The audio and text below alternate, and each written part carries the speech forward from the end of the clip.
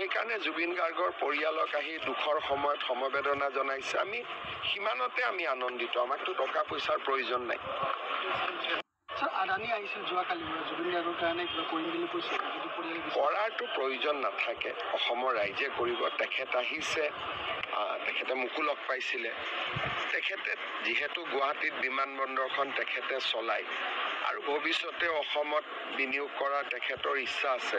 সেইকাৰণে জুবিন গাৰ্গৰ পৰিয়ালক আহি দুখৰ সময়ত সমবেদনা জনাইছে। আমি সিমানতে আমি আনন্দিত, আমাকতো টকা পইচাৰ প্ৰয়োজন নাই।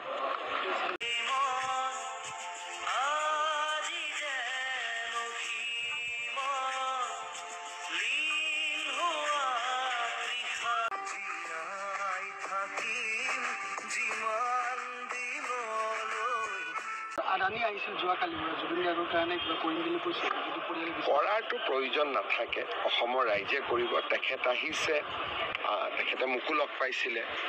তেখেতে যিহেতু গুৱাহাটীত বিমানবন্দৰখন তেখেতে চলায় আৰু ভৱিষ্যতে অসমত বিনিয়োগ কৰাৰ তেখেতৰ ইচ্ছা আছে। সেইকাৰণে জুবিন গাৰ্গৰ পৰিয়ালক আহি দুখৰ সময়ত সমবেদনা জনাইছে। আমি সিমানতে আমি আনন্দিত, আমাকতো টকা পইচাৰ প্ৰয়োজন নাই। আদানী আহিছিল।